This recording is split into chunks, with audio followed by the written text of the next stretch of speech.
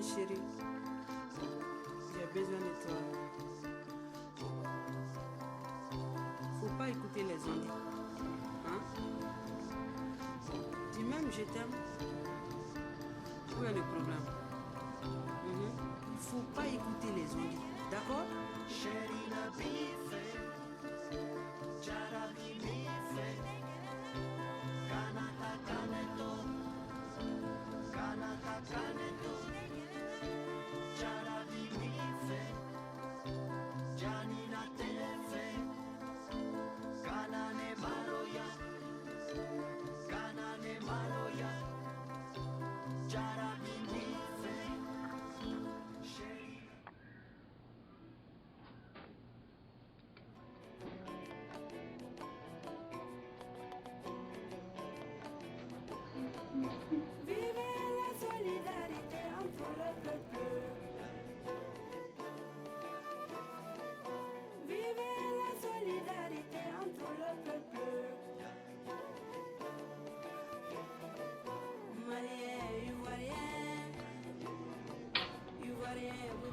Make the bottom heavier related to the top.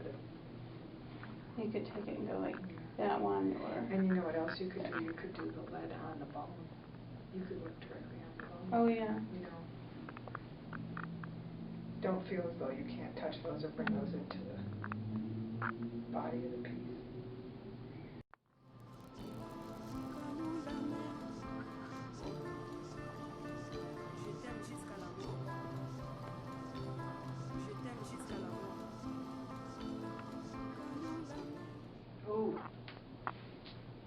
At the same time, we don't really think about it. Actually, very similar to the breathing thing, too.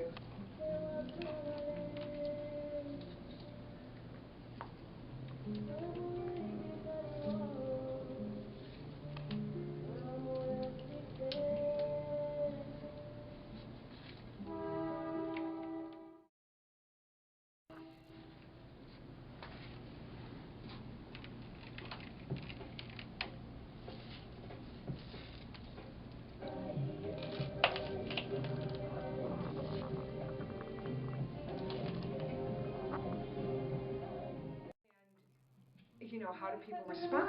It's when the Baroque period starts and we leave the Renaissance and you move into the Baroque, all of a sudden you have this relationship of art and people and humanity on the canvas. I mean, if you think about Prince, he wanted to be known as just his symbol, but what did that symbol mean? Nobody knew. How did you say it? Nobody had a clue. So everybody called it the person formerly known as Prince. Formerly known as Prince, which is ridiculous. Really.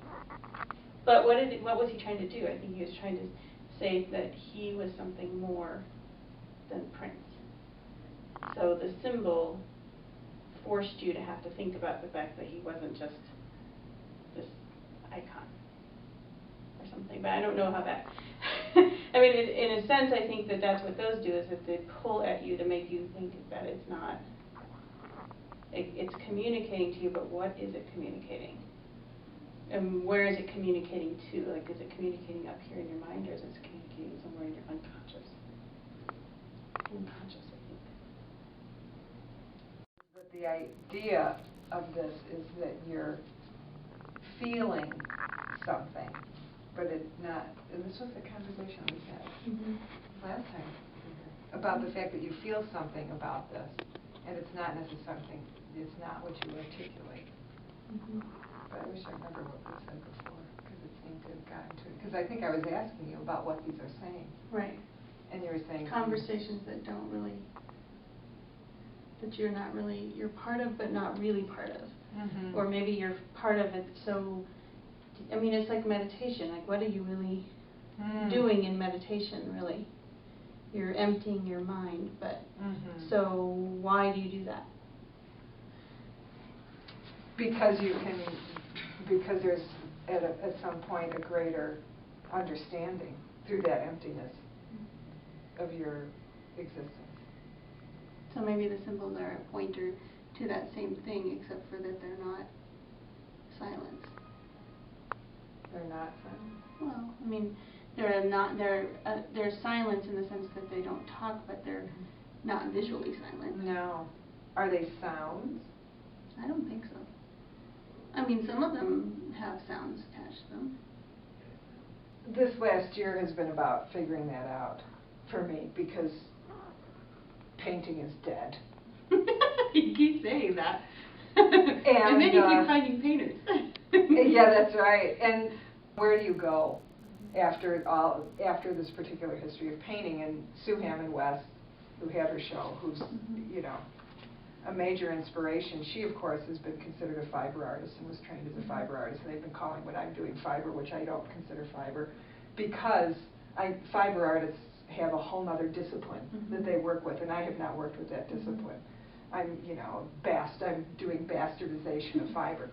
But Sue, interestingly enough, in her last statement for the show that she did, referred to herself as a painter. And I thought, wow, you know, here I was trained as a painter, and I can't call myself a painter because I don't feel that I'm painting. However, at this point, to answer your question, is that I paint. I paint with non-traditional materials. I paint with earth, I paint with curry, I paint with bones.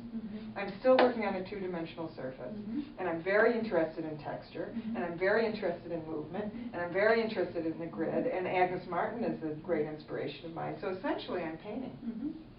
So I'm a painter, and I'm just not working on canvas.